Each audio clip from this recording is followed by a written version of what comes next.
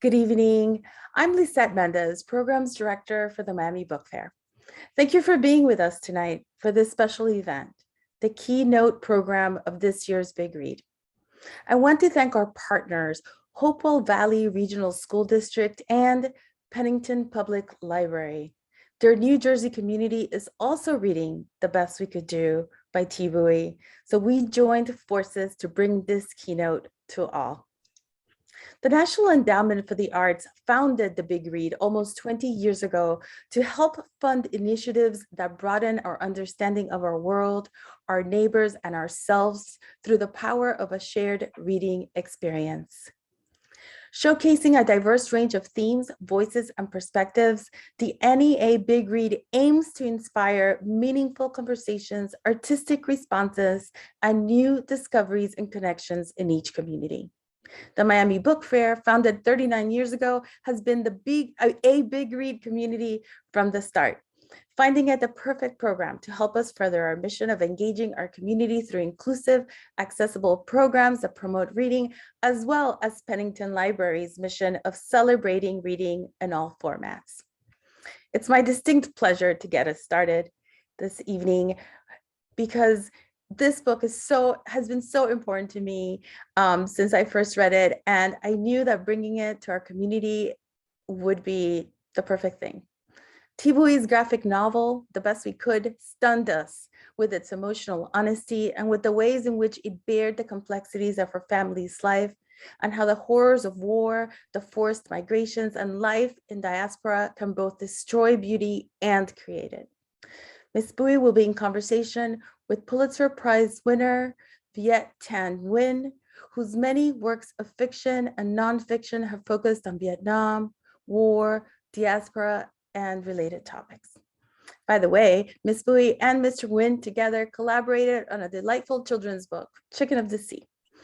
After their conversation, we will welcome to the virtual stage Kim Ha, director of the Pennington Public Library, our partner, and she will moderate the Q&A. So please post your questions for the authors, and Ms. Ha will make sure to get to all of them. Again, thank you for being here tonight. Thank you to our wonderful staff at Miami-Dade College helping us get this webinar on for you.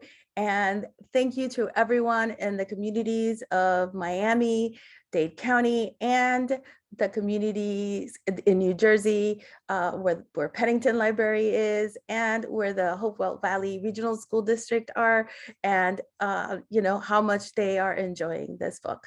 Have a wonderful experience and a great night. Thank you.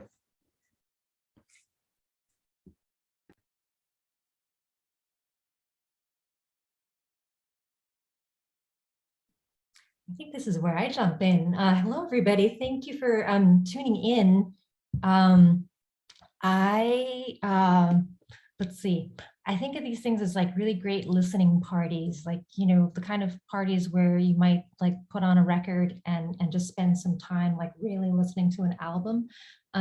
I love listening to people's stories, and I don't love telling my own, actually. It's not the kind of story that you want to be entertaining people over some cocktails with, because it's just not socially cool. However, I had this like very heavy family story, just as part of my identity, I guess, growing up, and I wanted at some point to put it in a proper vessel so that I could slide it across the table to you for your, if not enjoyment, then your understanding at some point that was appropriate. And I think that's part of the beauty of books, is they allow us to have these kinds of conversations or listening parties, or ways to connect with each other over topics that are sometimes too painful for regular social interaction, but that really bring us closer. So thank you for coming in. Viet and I are going to be talking, and I am so excited because Viet is very smart, and he also understands a lot of, our similar experiences, and is able to articulate things in a way that I'm a huge fan of. So I'm really excited for our conversation, and I'm going to cut my presentation part a little bit short. However, I will share just a few slides because I think in words and pictures, and so it's a little bit easier for me to talk with some pictures behind me.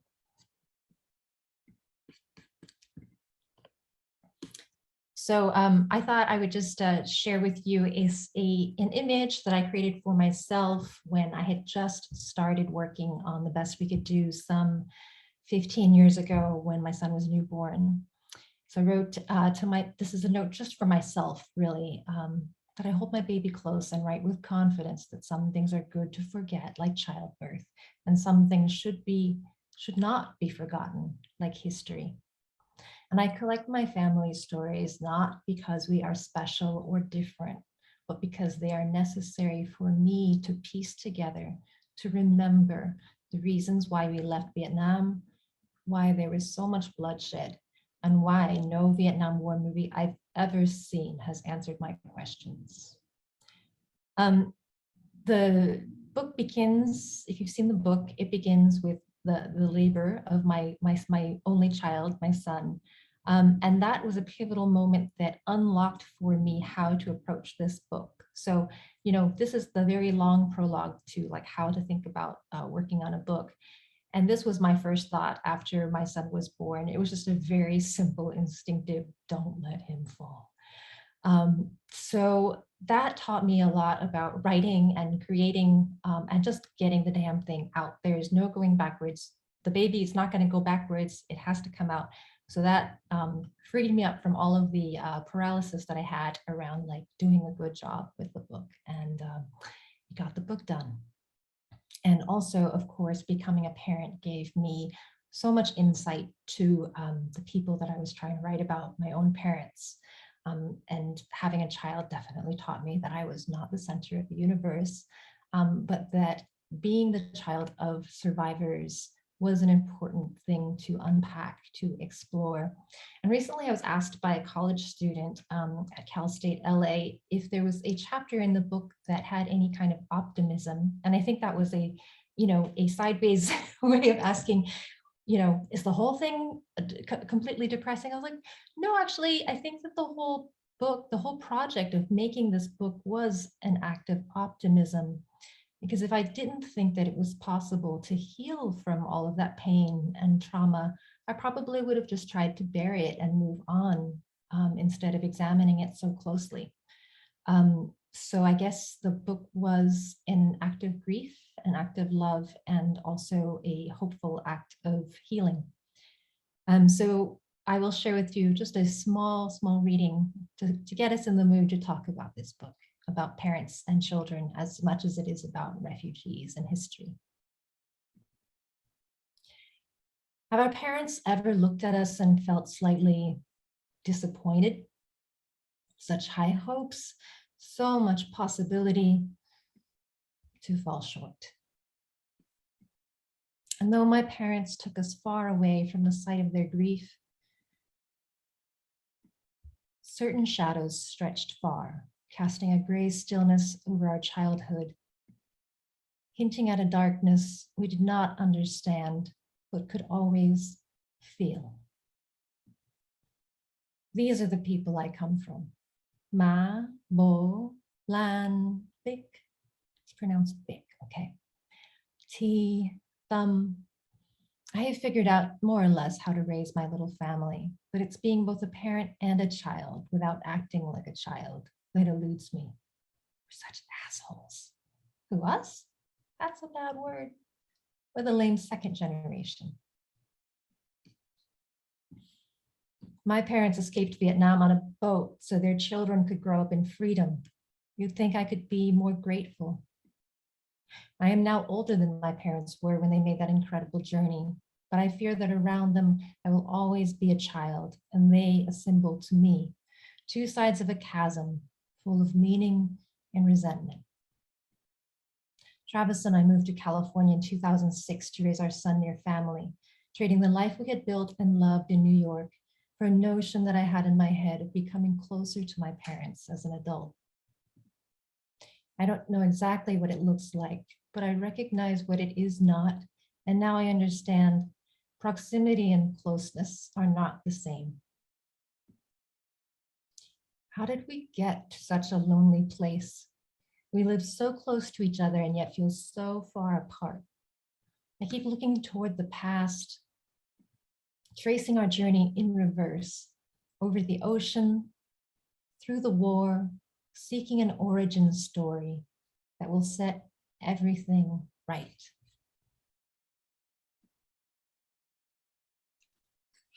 Thank you for listening. I'm going to call Viet up here so that Here I have I a am. fellow refugee with me. You called, I answered. Hey, it's great to be here with you.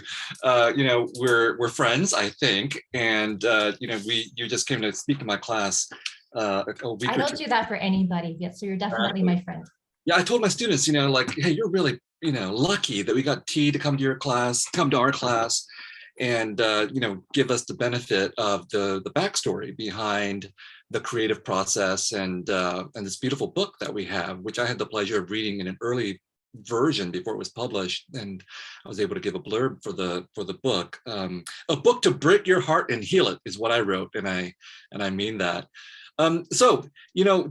You and I are both Vietnamese Americans. We're both refugees, and I half jokingly say we're also both professional refugees because we find ourselves called on often, I think, to comment on not just the Vietnamese refugee experience, but refugee experiences in general. So in fact, this morning I had a very detailed conversation with an Italian journalist about Ukraine and Russia and war and refugees. And I was like, God, I don't know how to answer any of these questions, but now I'm going to ask you.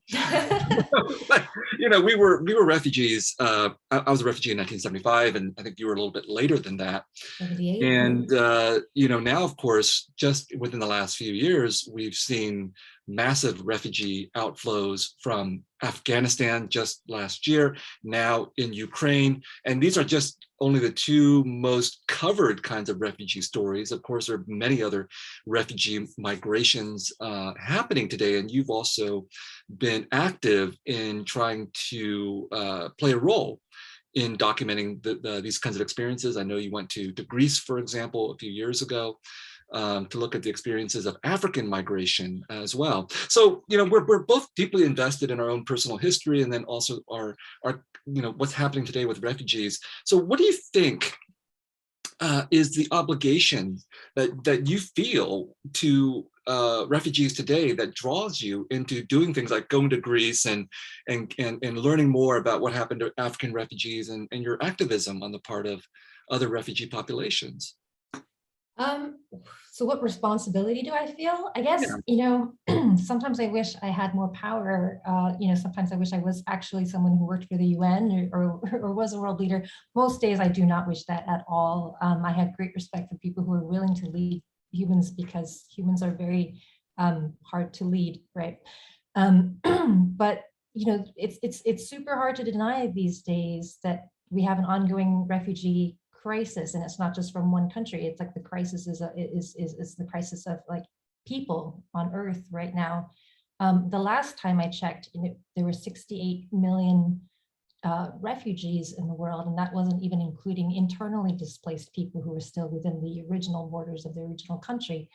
And that was like several years ago, before Afghanistan fell, before Ukraine was invaded. And it's not getting any better, and other developments are exacerbating that.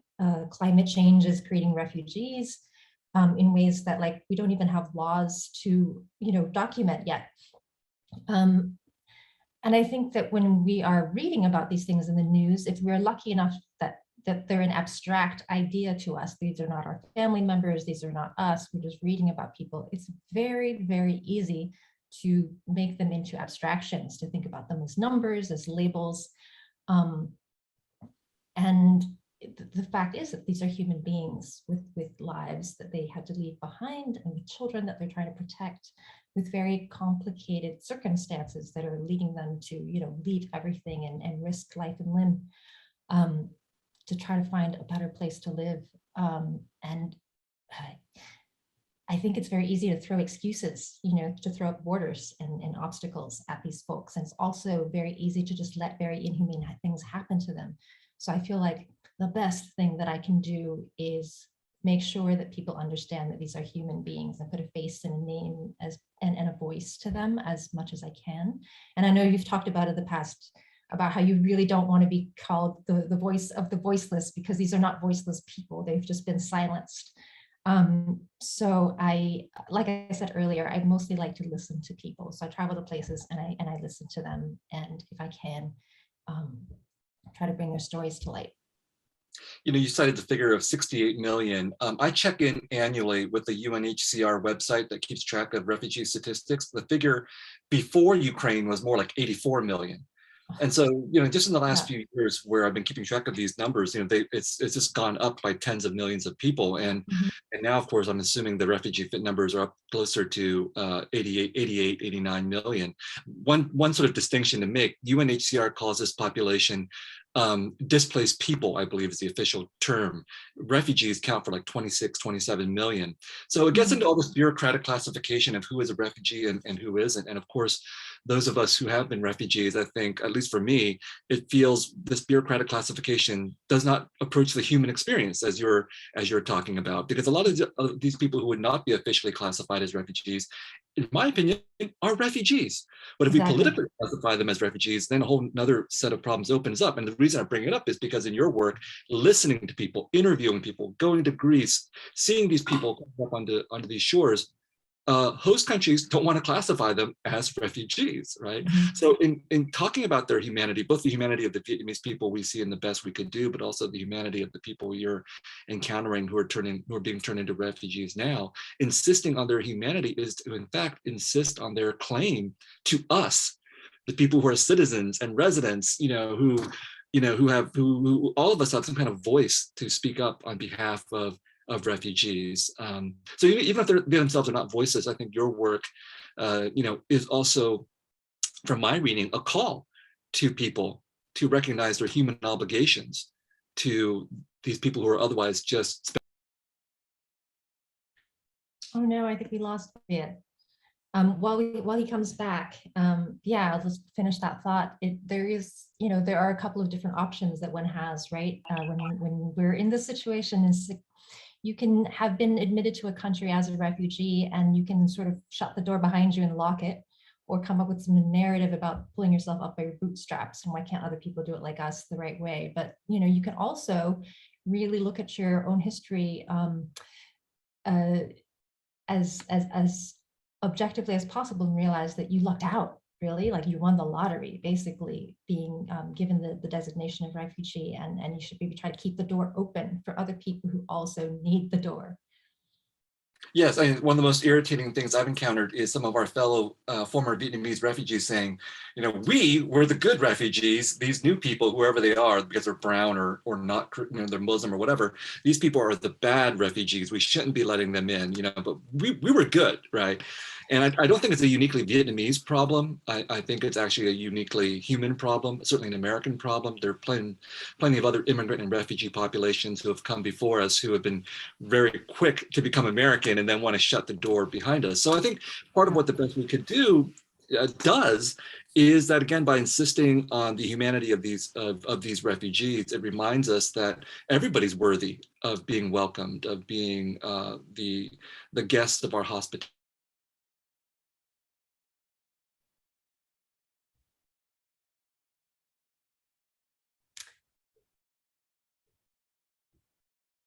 Everyone is indeed worthy of our hospitality. Oh, there you are. I don't know why my connection keeps dropping right now, but I don't know if you want to comment on that. I also have a question that follows up on that as well. No, let's go to your next question. Well, you brought up the fact that you're obviously you're an artist, but you're also an activist. I'm wondering how those two roles reconcile for you. I think we in the United States, from my reading, the roles of artist and activist don't align very easily. This is a country, I think, in which the relationship of art to politics is something that a lot of people don't want to see. They want to separate these two worlds. And from my reading of your work and your career and your personas, that you do want to bring them together, at least in some ways. I mean, is that an accurate reading? And what kind of challenges are posed for you by being both an artist and an activist? Gosh, well, I almost flunked out of my MFA program in sculpture because I was trying to make work that was too narrative, and the narratives that I was trying to tell were pretty political. I was a double major in undergrad, so I just couldn't make up my mind. I did both like political science and legal studies on the one hand, because I wanted to become a civil rights lawyer. And on the other, I really wanted to make art and write and tell stories. so I ended up doing both. And I think I've always just been interested in both, and saw myself just mostly as I still see myself as just a person, who is concerned about like what is going on in the world. I don't really have an identity as a writer. Like I didn't let myself call myself a cartoonist until I finished The Best We Could Do, because to me that was like an accomplishment. Oh, now I get to call myself a person who makes comics. But I don't let that really define like my choices in life and what I'm interested in. It's more like, oh, here is this thing that I am now legitimately doing. People pay me to do this, and it's easier to like get it out there in the world because there's an audience for it now. So great, I will use this medium to continue to explore the things that I'm interested in. And those happen to include politics and history because like those are just stories of humans, right? And conflict. And I think that we can do better. Ultimately, I am an optimist. So I don't just tell these stories to bum people out, although sometimes I do, I guess. But I'm hoping that just understanding things better and maybe having things that you read about in the news told to you in different words, in different language, helps break down the calluses that we can develop. So certainly when the further we get into The Best We Could Do, politics and history certainly do come up, but the opening of the book is actually this, chapter 1, labor. My big fundus, yeah. Mm-hmm. Yeah, I mean, at least this doesn't include the prologue to the paperback, which we don't need to talk about, but the opening of the book is you in labor about to deliver your son. And I have to say, when I first read that, I squirmed. And when I asked my students, almost all of whom are women, how did you react to this opening chapter? A lot of them said, we squirmed. Yeah, I mean, and so I want to talk about this because there's this really intense focus in the first chapter, which is labor, titled Labor, on the birthing process. And I want to know what your thinking was about opening up with that particular story and that intense focus on the your birthing experience, but I assume also it stands in for the birthing experience of a lot of other people, including your mother. Yeah, well, I think it was like this moment when I noticed that my mother was not doing the thing that she had flown across the country to do, which was be with me and support me. She had to keep leaving the delivery room to go throw up because she could not stand to see me in pain. And that was like a moment where I was like, I mean, at the one time, on the one hand, I felt incredibly abandoned, right? And scared. And it required me to grow up and be independent of her. On the other, I was like, wow, what's going on with my mother, and it made me wonder so many things about her. And then it was just, narrative wise, it was a perfect way to then explore our family history by then following my birth story, my labor story, with her 6 labor stories that were so much more intense, that included, one delivery at a refugee camp or right outside the refugee camp. Because we escaped from Vietnam when she was 8 months pregnant.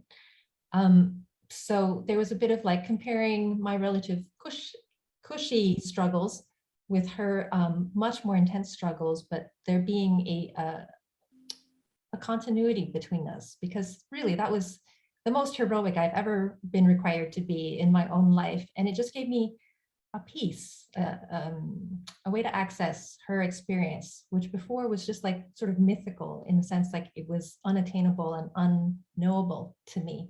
But once I had gone through that really, really hard experience, I felt like I understood her a lot better. So you used the word heroism, which I think is very important here, because on the one hand, obviously the story that you're talking about is certainly a very personal story between you and your mother, 2 people, right?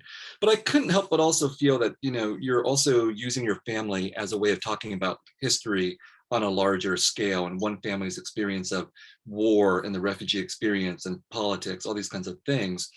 And the word heroism is very important here, as well as the birthing experience, because when we think about the Vietnam War, or really any war, when we say the word war, I think for many people, maybe especially Americans, but for many people, war brings up images of men and soldiers, and battles, and things like this. What we're seeing in Ukraine, for example, right? But what we're also seeing in Ukraine are images of civilians suffering as well. And we don't like to, I mean, generally people don't like to think about civilian suffering in war because it doesn't fit easily into narratives of glory and heroism and all that kind of stuff. But I think my reading of your book is that it's insisting that we recognize that the experiences of civilians, of women, of mothers, of children, of refugees are also a part of war. You just can't separate this out. And that you've taken this, not just only a very personal look at the Vietnam War, but a look at how war is completely routed through the bodies of civilians and of women. Am I wrong in talking about your book in that way? Yes and no. In a good way, because I feel like narratives about war are changing. I feel like I see so many more narratives now that do highlight the experiences of civilians and show the impact of war on everyday people. But that certainly wasn't the case when I was growing up and trying to see, reflections of our experience in Vietnam War movies. And that was why I had that dig at Vietnam War movies in the beginning, was, everything was told through the lens of American male soldiers most of the time. And the Vietnamese characters were very, very minor characters who only showed up on screen to get shot and die. Or if they were women, they were maybe on screen as prostitutes for American soldiers. So that was a very limiting role to play, and it definitely did not reflect like even 1% of my family's experience. So I really wanted to, show something else.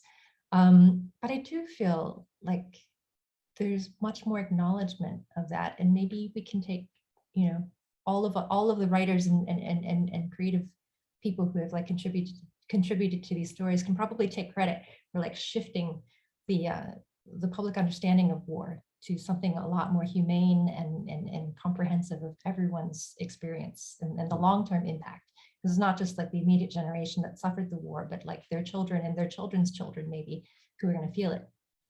Yeah, well, I think part of the way that these stories do shift people's understandings is not just in terms of what they say, but how they say it, what the form of the stories is. This is how, we as writers or as artists get readers to come along. We seduce them with the beauty of the work as well. So your backdrop, of course, shows us some of the stylistic aspects of this book. But I noticed that when you showed us an early version of the book, the color palette was different.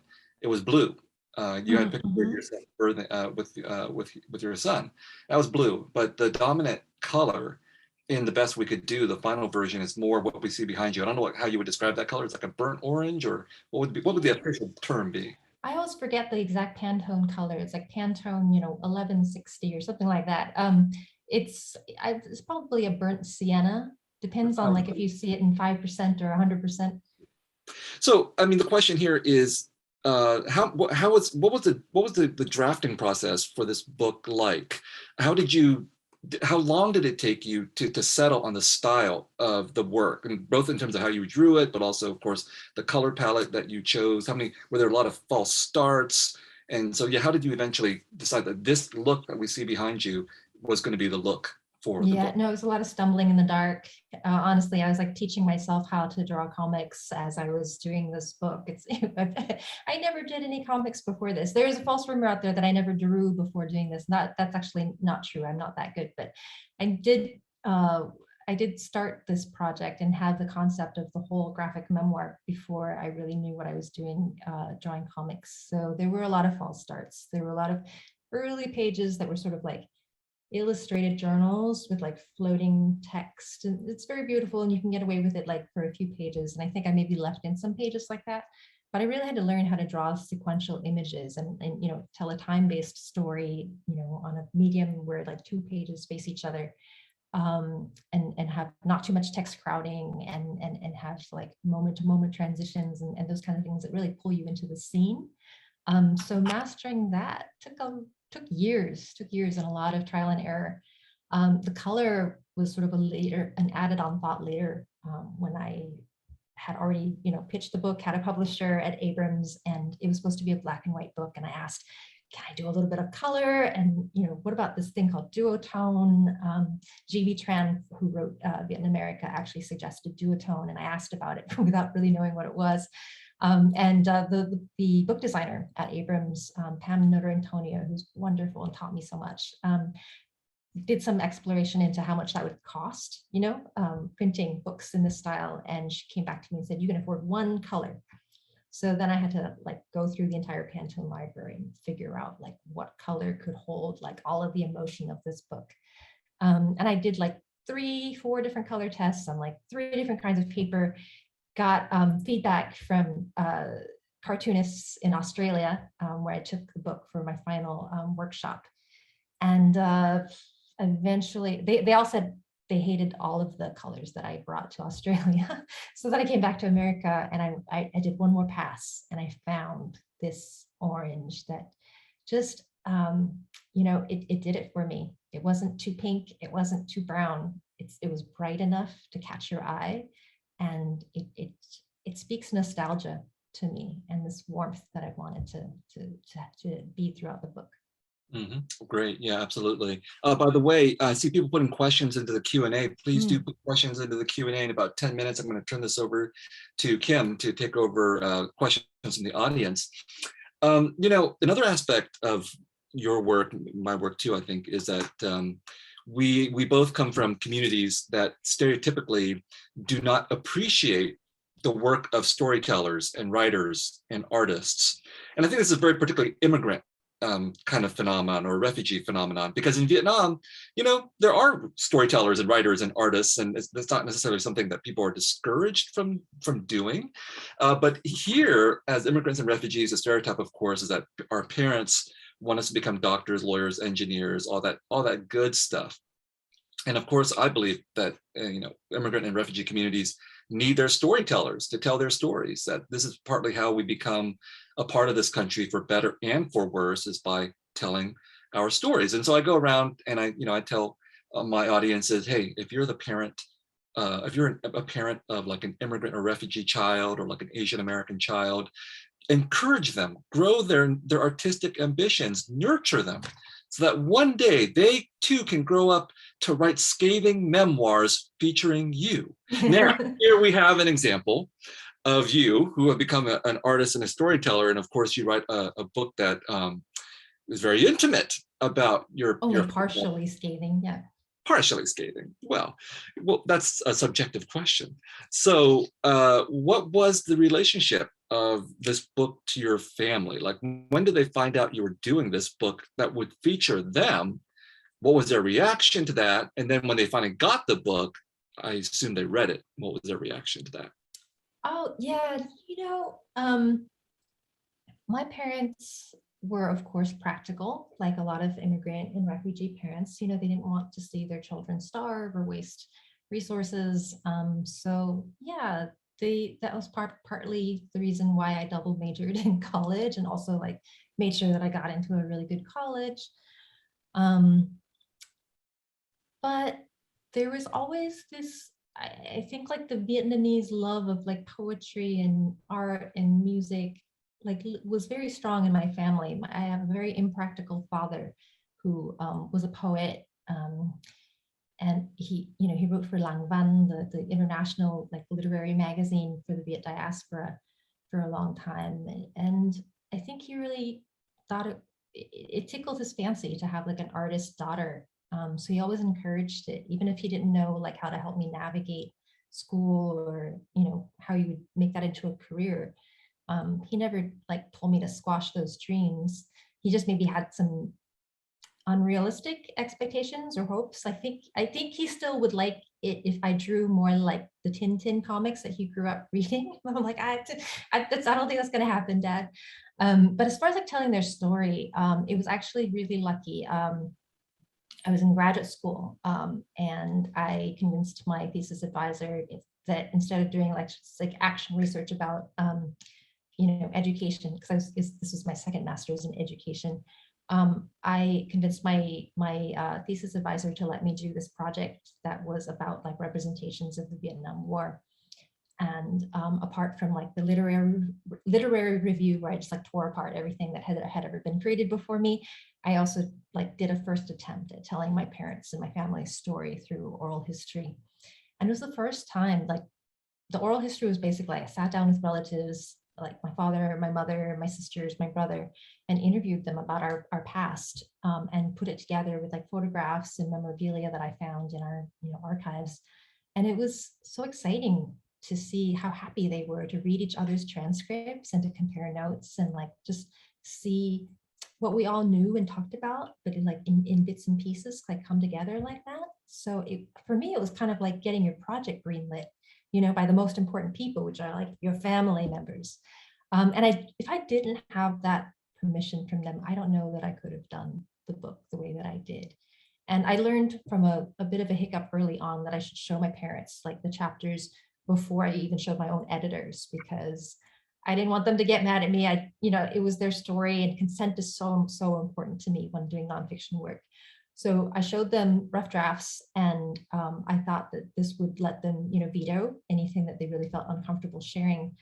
But they gave me a lot of trust, and actually they just used those early drafts to like remember more stuff and tell me like more details that I could edit into my edited manuscripts. So I guess being brave and showing them the scary stuff early on ended up being a great boon. And what came out in the end was really a collaboration. So it was never a surprise to them.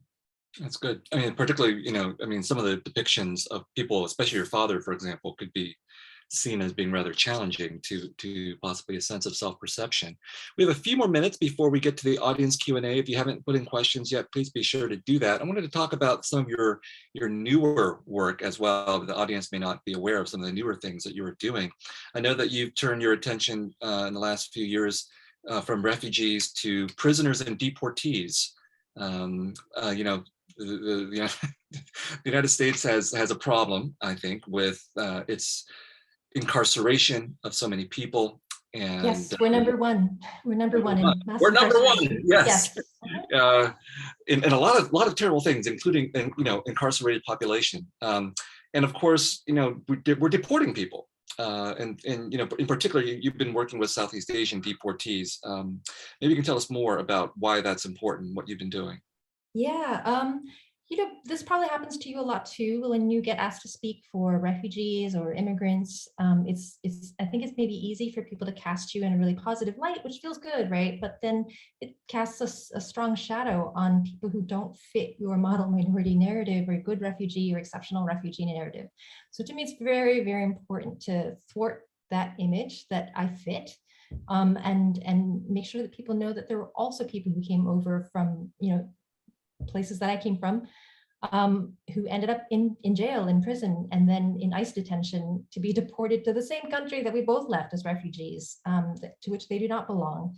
But there are tens of thousands of them, Vietnamese, Cambodian, Laotian, tons of ethnic minorities from Southeast Asia. And this is just a population that I'm writing about because it's not widely known that they are part of the incarcerated immigrant population out there. But I figure, we're just adding Southeast Asians to the chorus of people saying, we do not need ICE, we do not need immigrant detention, we should abolish it all and figure out a better way.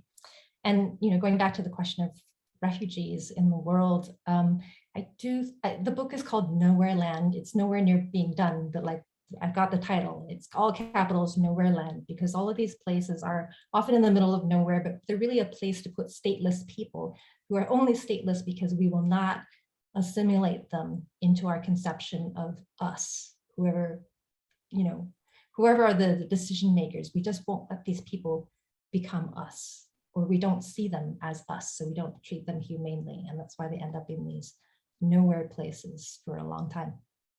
Yeah. And then I just got an email today from a writer with a book coming out related to the Vietnamese refugee experience. And he tells me you're working on the TV adaptation. Yes, it's very exciting to like type out scenes that I will never have to draw. It's like so great. Yeah, I've been working with an incredible writer who, sort of my model for how to combine creative writing with like activist work. So Dave Eggers reached out to me a couple of years ago now, with this idea of adapting, or he had been approached to adapt this book that was coming out about in the late 70s, early 80s, when the Ku Klux Klan went after Vietnamese refugees who were fishermen in Galveston Bay in Texas.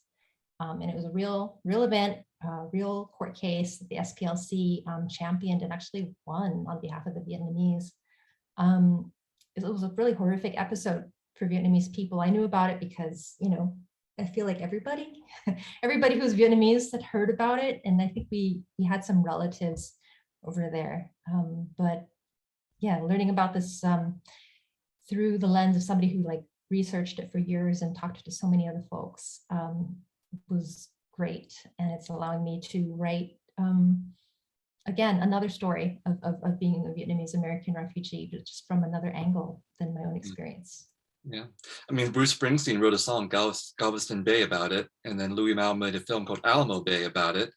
And so it's a really incredible story of what happened to these Vietnamese, you know, people who came here and encountered both the best and the worst of America. You know, trying to make a living and then encountering the KKK. So, you know, it's terrific that you're going to be working on this TV series. Now, I want to make sure we have time for the audience questions, and we're going to bring on board Kim, our librarian, who will be moderating the audience Q&A.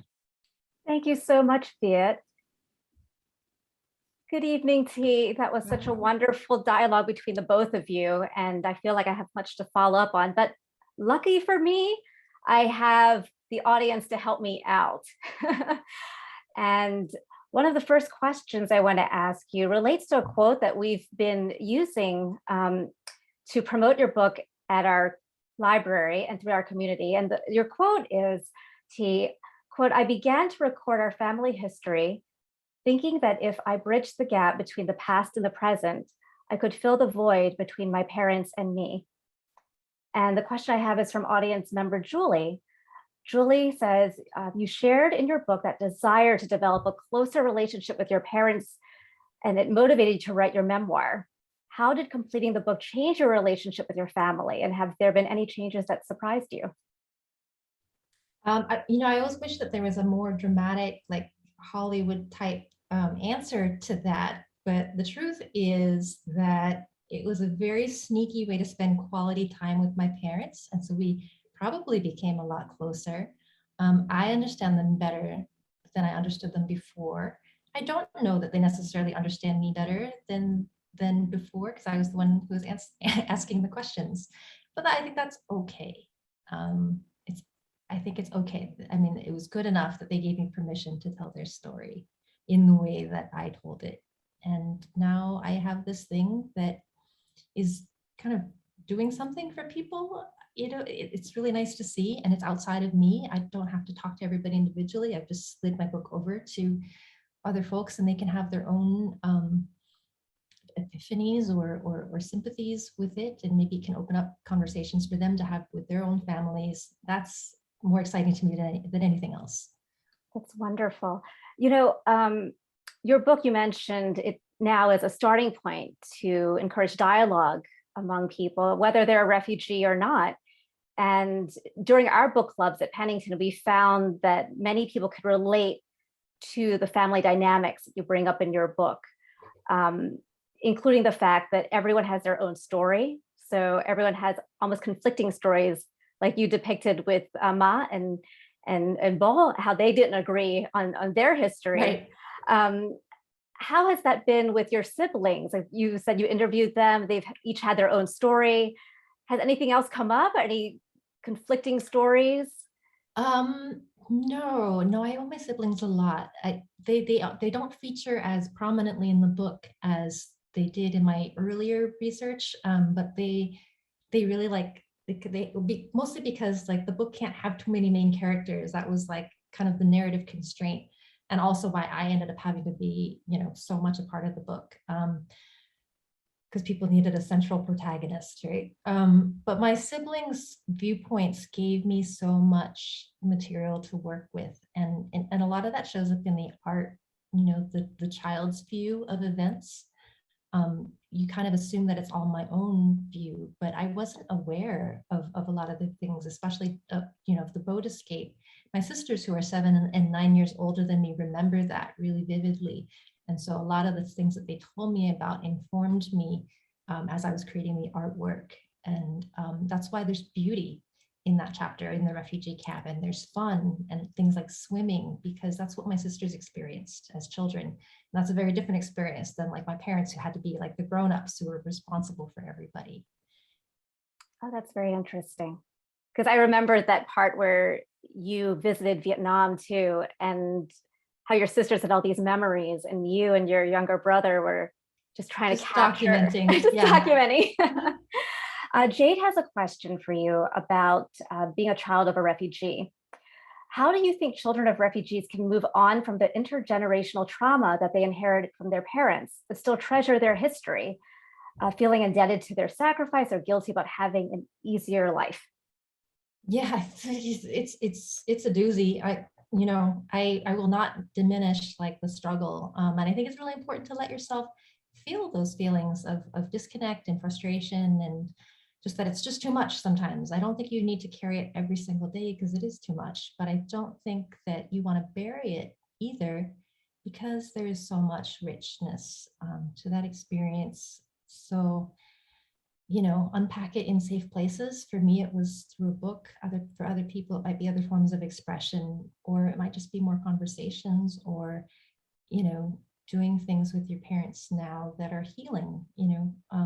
Maybe you have conversations while you walk, or while you cook, or play ping pong or something, but it is important to try to connect and not just bury the things that are uncomfortable, because our parents are like literal treasure chests. If you just find the key, they will, I think, open up to you and tell you things that just explain away so many of the doubts and fears and bad thoughts that you had about them. Yeah, absolutely. We have an anonymous question, which I find is pretty interesting. Do you find that you were raised with a strong pressure to assimilate to America as much as possible and renounce your Vietnamese side? Apparently, this person knows a couple of people who have felt that way.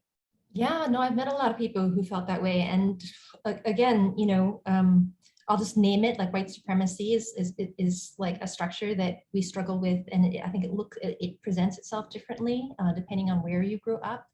I was really lucky when my mom got like a better job, and we were able to move out of the apartment that we grew up in. We moved across town to a house that we still rented, but it was a house. I was so excited. My brother and I were going to have our own bedroom. There was like a backyard, so we were moving on up, But ironically, it put me in the school district for a school that had a bad reputation. And I tried to not go to that school, and they said, no, you have to go to your own school. And it ended up being the best thing for me. And it turns out that school just had a bad reputation because it was full of Black and brown kids, right? And a ton of Southeast Asian refugee kids. So for the first time in my life, I was normal. And I cannot tell you how precious that experience was, to grow up normal, to be seen as normal. Like no big deal to be a refugee or an immigrant. Everybody is, right? Or everybody speaks different languages and eats different food. So I didn't have other people like making fun of my food in high school anymore. I had that a little bit when I was younger, but like everybody just had so many varied experiences that there was no norm to feel inferior to. And that did huge wonders for my self-esteem at a really formative age. And I think I had that to thank for just being able to say F you to so much crap later on in life. Yeah, that's interesting, that person. I think it's not a unique experience to someone who's refugee. I mean, it's interesting because having gone through this big read using your book, Thi, it's opened so much dialogue in our community with many sorts of people who've experienced that feeling of being, I guess, trapped between two different sides of themselves. And so it's brought out so much commonality that many people didn't realize they had. So I think that's been great. That's great. And I am here to say it's a false binary, everybody. Yeah, basically. Yeah. Junko has a question related to the prologue of your book. The one in which we discuss Viet's hair? Let's see. Yes, the one that we're, Viet, you want to great chime in hair. with It's this such one? good hair. So why did you decide to include and start with Viet in your book? How did that come about? And I think it was just a paperback version, right? Just Yes. in the paperback version, yes. When the paperback was coming out, I was given the opportunity to add some pages, and I did not want to edit back in any pages because that's a lot of work. And I asked Viet to, I don't know if you remember this, Viet, I asked you to write the forward and you were like, nope, I am too busy. And I was like, okay, how can I sucker Viet into doing this? Because I really want him in the forward. So I was like, okay, what if we just have like a really quick conversation and I draw a comic about it? And then you can have the art afterwards. And Viet said yes to that, which I was very excited about. And, like I have to couch, I think I'm maybe just very, much my Vietnamese parents' child in the sense that I can't give like direct compliments.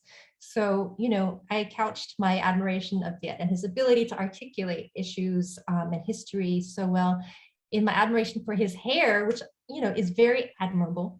So I asked him up, and also like it's kind of like my big brother in this, in this industry. I'm like, what do you do, Viet? And I've decided that I have to be my own person because I can't do what Viet does. But I can admire his hair and we can connect over. Sure, we could have talked about art, politics, refugees, or anything, but it had to be my hair. So I think T has had, she's an artist. She has insight into the human character and understands that I'm a very vain person and that my identity is wrapped up in my hair. But, it's also true that I don't know how, I don't know if you grew up on the East Coast or what, but in California, when I was growing up in the 80s, Vietnamese hair was a big, big deal. I mean, teenagers spent a lot of time on their hair. And so my adolescence was all wrapped up with trying to get the perfect hair, hairspray, blow dryers, mousse, all this kind of thing. I would spend an hour a day on my hair. Anyway, so now I've talked about it for more than anybody wants to know of this book. I think the audience had, at least from the Pennington community, had always thought that there was more to that conversation that we were all missing out on, that we only had a slice of it, and behind the scenes there was. That's just part of the magic of comics. Yeah. I love a good Trojan horse. Yeah, Vietnamese people are not just about war. That's what we insist. We're a country. So we get to do all kinds of normal people things like worry about hair. I loved that there was a line in the Sympathizer, Viet, where you talked about Vietnamese as the Italians of Asia. Like they listen to like love songs before they go fight in war. And I was like, I feel that. And I want people to know about that side. Oh, and yeah. No Italian has ever objected to that line, by the way. So, they're probably flattered, right? Yeah, the Vietnamese, and everybody's okay with that. Well, I absolutely agree with that line as well. And and there's nothing like a good Vietnamese love song to just really bring out the boxes of tissues that I feel. So definitely agreed. Viet, I have to email you a picture of my dad's hair in the 60s. I think he must have used cans of hairspray. I don't know how he managed to get it to look that way because he balded later. By the time I knew him, he was balding. So, but they're pretty impressive Vietnamese hairstyles out there, definitely. So Eileen has a question. This is about your influences, T. Thank you so much for your work with writing and otherwise. Just wondering if your work has been influenced by other graphic artists and writers who told their family life stories, such as Marjane Satrapi and Art Spiegelman. Oh, absolutely. Those are huge, huge influences on me. As I mentioned before, I went to graduate school twice, and there was no way in hell I was going to go back to graduate school to learn how to do comics. So I had to read a lot of comics to learn how to do them. And, of course, this book about the Holocaust that is now banned in places, Art Spiegelman's Mouse, does an incredible job of bouncing between the present moment of the narrator, interviewing his father, and then like going back into history to present his father's stories. And he just, he wraps up so much of the intergenerational conflict and the passed down trauma without ever having to say those words. So those are rules that I created for myself too. I was like, I'm just going to try to show these things so that you get it without me having to use these like overused political words.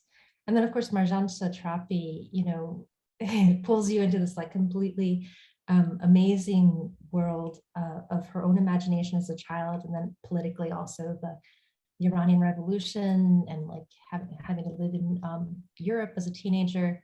And she does it in this like really deceptively simple style, right? That I think tricked me into thinking that I could just do my thesis as a comic. That seems very approachable. I mean, completely arrogant and ignorant on my part, because 10 years later, I finally finished it. But I think I owe her a debt too for tricking me into doing this thing that looked so easy. Oh, yes, I see so many similarities between your work and Persepolis, so too. So I take that as a compliment. Thank you. Actually, I have a question for you. I observed in this book that you immerse people in your world. I think you mentioned, you hinted at it with your comments, but you really immerse people in your world without necessarily spelling everything out for them. Like, you don't really elaborate on each and every image, or even if it's a Vietnamese word, you don't really elaborate on it. So this really evokes a more of a mood, and it really places the reader directly into the situation. So could you tell us more about the choices you made about what you included and what you excluded in your narrative? Sure. I think partly it's the way that I think is just in fewer words, but also when, turning the writing into pages of comics, I just stripped out all of the descriptive language. So sometimes when librarians or, people who work with younger readers ask me about, teaching comics and if it's as good as reading a book, I'm like, yeah, well, if you're looking for big chapters of descriptive language, then yeah, you may be right to make them read more of a certain kind of book than my book. But if you're trying to tell stories, I don't think that there's really a difference, it was a way for me to get at some thoughts that I didn't quite have the words for, but I knew how I wanted you to feel. And I had a lot of metaphors about water in the early conceptions of this book. And I knew that I wanted to tell it in a nonlinear fashion, because that just echoed the process of research and finding out things over time, like peeling them back like onions. So part of it is, it's partly a reflection of my own way of thinking, and partly I wanted to give people different points of access. And I just, I was a high school teacher. I have a completely didactic side, but like, I didn't want to put that into a book because I wanted it to be a pleasure to read. So I worked really hard at like creating this garden path for you to walk through and come up with your own conclusions about. I think you were very successful in that way. And I think through our book discussions, it just was amazing to me how many, you could take just several panels of your work and have a discussion at length, just about several panels and everyone's different interpretation of what you illustrated. So I think you were successful in that way. Yeah. That's good.